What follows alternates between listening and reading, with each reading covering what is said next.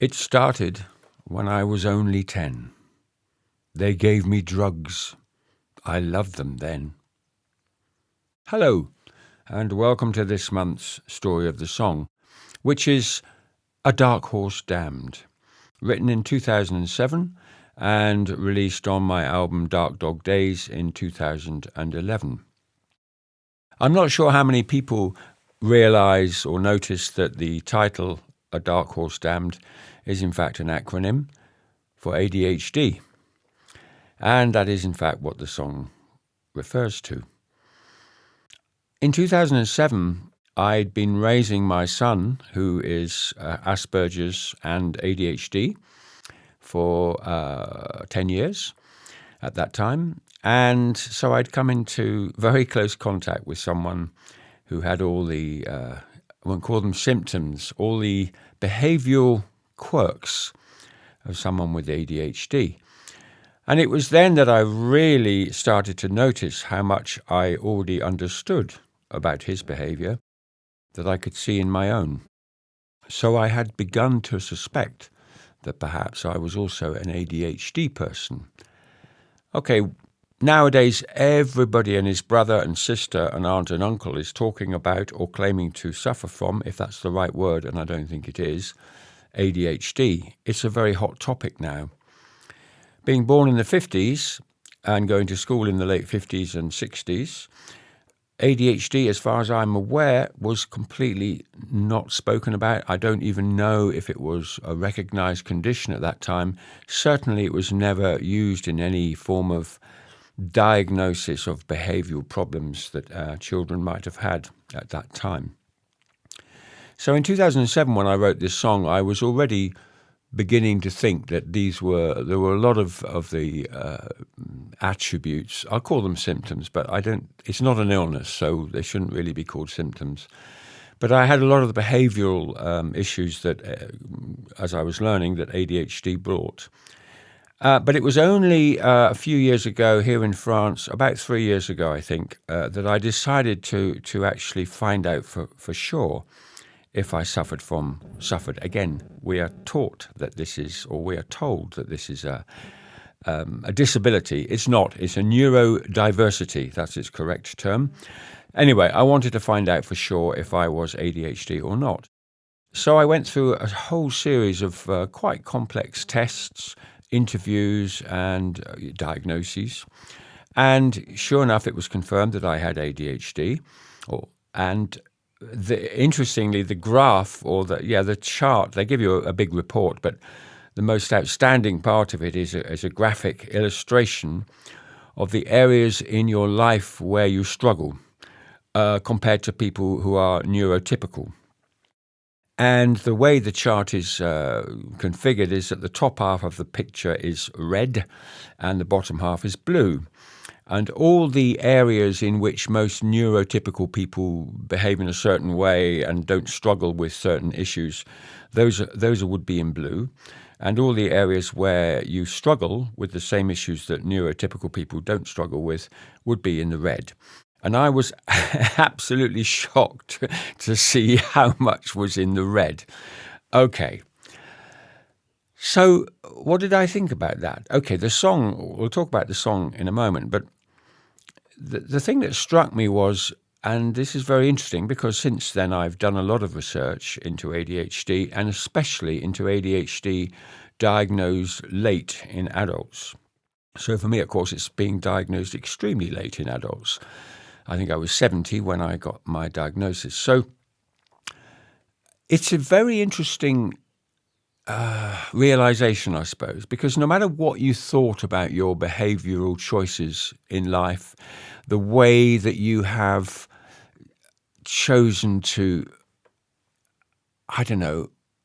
exist, if you like, the decisions you've made, that is good and bad, all the other things, suddenly when even if you've suspected that you didn't behave as rationally or in the same way that many of your friends might have done or people in your profession might do or whatever it might be, it's only when you actually have that diagnosis that you start to think, okay, I think I understand now why this doesn't make sense, or why that didn't make sense, or why I behaved in that way and not this way, etc., etc. And I came to the conclusion that it's not about finding excuses for things that you've done that were a disaster or bad mistakes, business mistakes, relationship problems, whatever you want to call it. It's not an excuse, but it really helps you to understand why you behaved in a certain way. And that's important because I have certainly struggled throughout life with certain social situations, certainly career and work situations that really cause me problems.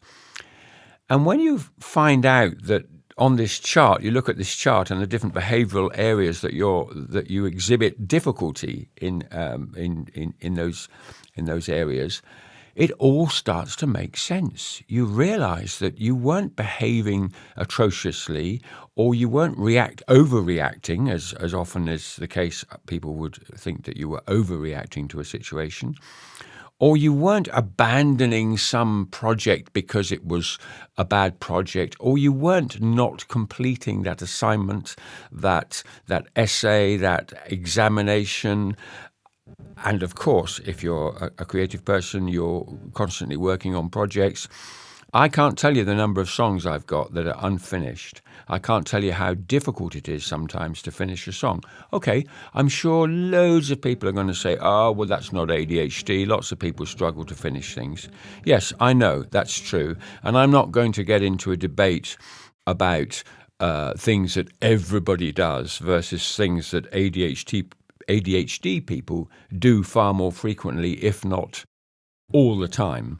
There's plenty of online research, very respected research, that you can look up and find out that there is a very real difference between people who have ADHD and people who are classed as neurotypical.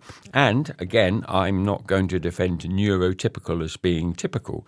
Who knows how many different variations of the way we are there are, in fact.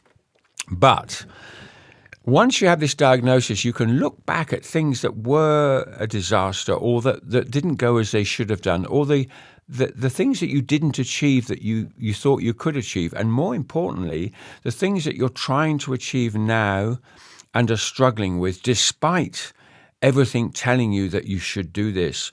For example, I have a project I started in 2019. It's a sort of folk opera, and I should have finished it easily 3 to 4 years ago. It's all written, bar a few sentences. The music's all written. The lyrics are all written. The dialogue, the narration, the narrative is all written, and I haven't finished it. I'm starting to think that I'll finish it this year, and every year I say that, and every year I start to work on it.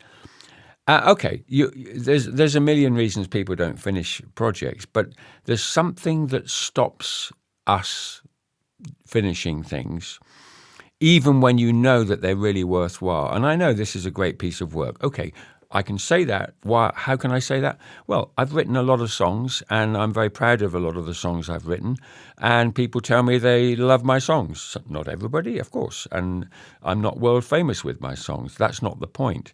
But I know that the songs I've written and published and released hit the spot with some people, so I know that they are good songs, if there's such a thing as a good song. And so, likewise with this project, I know that when it's finished, it's going to be a great project. So anyway, that brings me back to the song. We can talk about ADHD for hours and still not come to any kind of useful conclusion.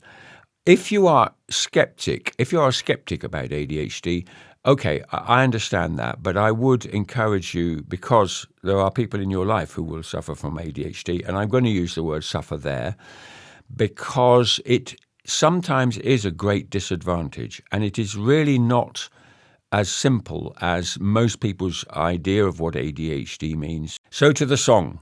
It started when I was only 10. They gave me drugs. I loved them then. The drugs, that is. Yeah, they did.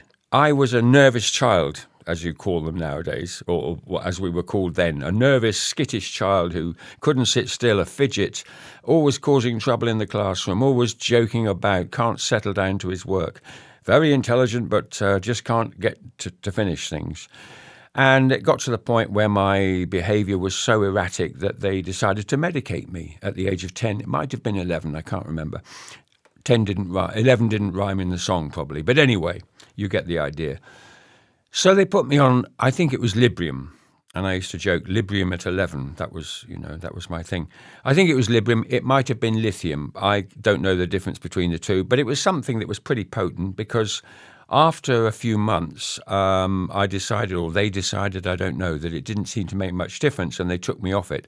And I had withdrawal symptoms, really. So at a very, very early age, I was medicated for something that nobody understood. I do not recall at that time, this would have been 1963, 1964, I do not recall the words ADHD or whatever, attention deficit hyperactive disorder being mentioned. I really don't remember any of that. Just being a nervous child was what it was all about. Anyway, so when I wrote the song in 2007, I was referring back to that time, pre-diagnosis now. I was referring back to the time when they medicated me to no useful help. And then I reflected on some of the things that my young adulthood brought me in the song. So it's quite common for ADHD people to be promiscuous, to be terrible with money, to be impulse buyers, to not be able to save, to not be able to keep a job, not be able to keep a relationship. All those things are true for me. And okay, in the song, I talk about some of those and how that behavioral pattern is set so early in your life, really, that you don't even notice that you are doing it, that you're behaving in this way, and you don't even notice. What you do notice is that people around you don't get you. They don't understand you. They think you're difficult. They think you're easy to anger. They think you're a smart aleck because when they start to tell you something, very often, if it's a piece of information, you already know it. You're in nanoseconds, you say, I know that, don't tell me that. And they take that as an insult. They take that as you being conceited or arrogant. And it's not that at all. If you try to explain something to me that I already know, I'll cut you off. I'll say, no, I know. And a polite person would say, listen and go, yeah, you could be right there. But I won't say that. I'll say, I don't need to hear that. So there you are. It's a bit of a ramble, this one. I didn't sit down and think of any particular themes or topics about ADHD. I didn't do any research to find out when it became a thing in schools to diagnose children with behavioural difficulties. But with the song, I was looking at the times in my life where I knew I didn't behave as I maybe should have done or was expected to. I've walked away. I've done some little blogs on my Tales of a Non-Stop Troubadour, talking about the number of opportunities I've walked away from. My career has been a series of opportunities that I deliberately missed, if you like. I'm okay with that. But at the time, it's insane, really. I really did walk out on record deals, on management deals with great people. I walked away from the opportunity to work with some very successful business people, management people, record labels, or even musicians, because of this inability to see the bigger picture, because of this, whatever it is that was driving me to run away and do something different. Just as things are getting good, then you think, oh no, this can't be right. I need to do something different. Okay, I'm going to wrap it up there because I think I'm just rambling now. I hope this is interesting for some of you. I hope it might be useful if you too are ADHD or suspect you might be. You know, it doesn't matter when you find out for sure that you have ADHD. I think it's really helped me because at least I can, as I said at the beginning, it's not about making excuses for behavior, but it really helps if you understand why you did something or didn't do something. And that's important because so much in life we are judged by what we do or what we say. And often we do or say something that doesn't make sense to other people and can cause real problems. And so we can come away from that feeling guilty, feeling bad, feeling almost a sense of shame. But it's not. It's how we're wired. It's how our brains are wired, and that's what will happen. And I think I'll finish with something. I've just noticed a guy on one of the very good ADHD themed blogs that I occasionally follow. Somebody's made a statement which has really made me very curious to follow it through. And that is that every adult with a late diagnosis of ADHD is suffering from, and here we have another acronym, you're going to love this, is suffering from PTSD. Post-traumatic stress, well, you know what it means. I can't remember.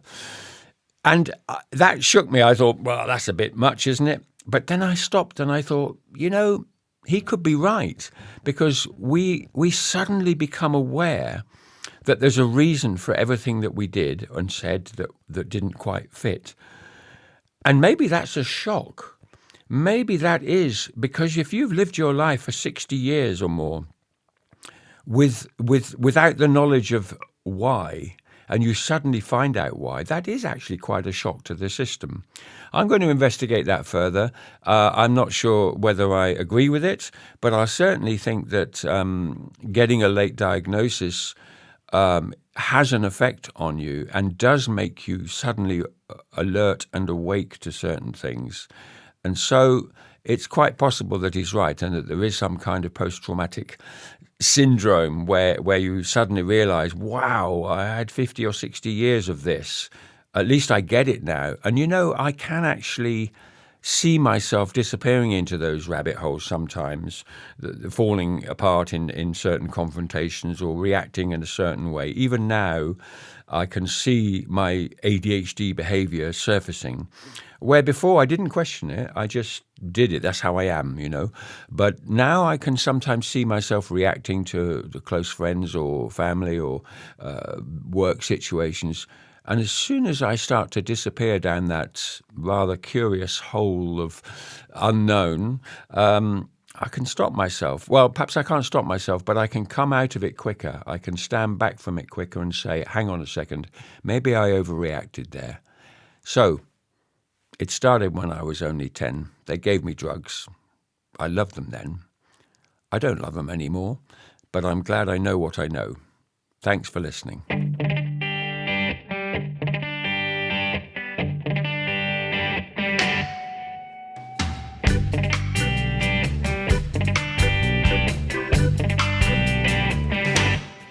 It started when I was only 10.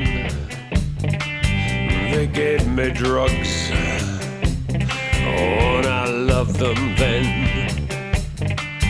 My father said I was the nervous kind.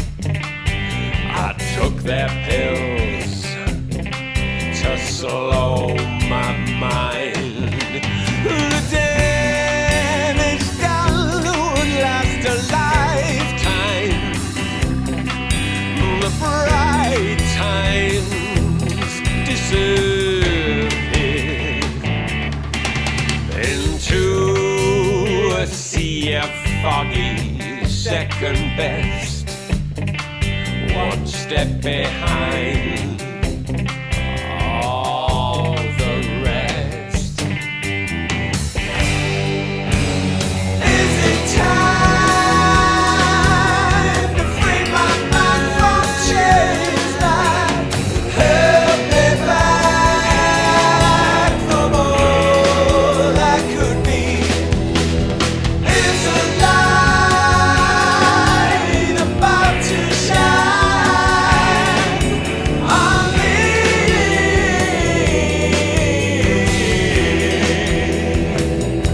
Whoa.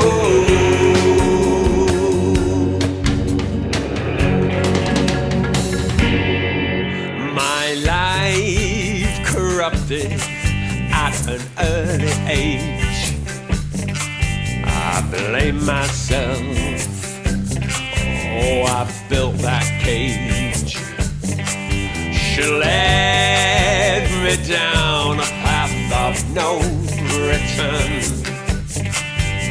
11 then, oh, but I had to learn. The damage done would cast a shadow.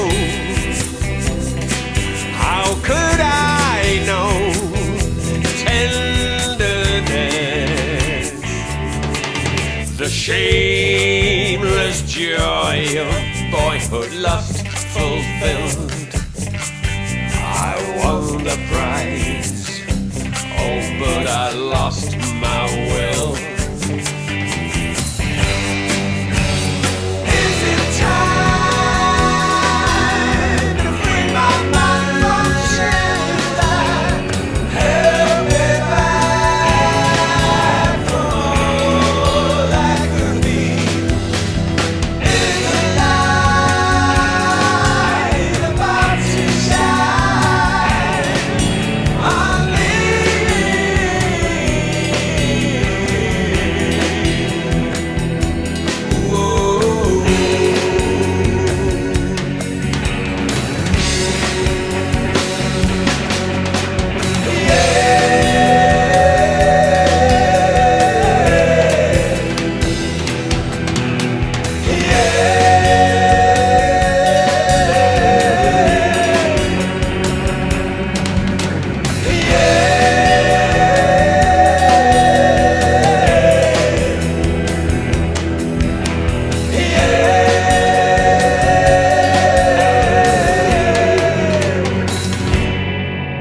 In praise of juvenile delinquency,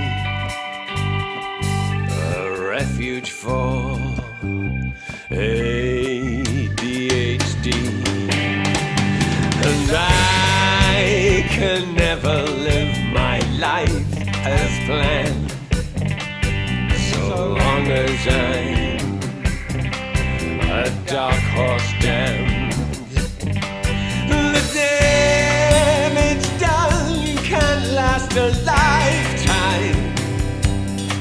Tell me bright times will reappear.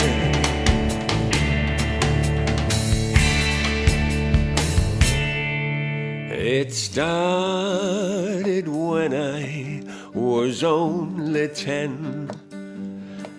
They gave me drugs, oh, and I loved them then.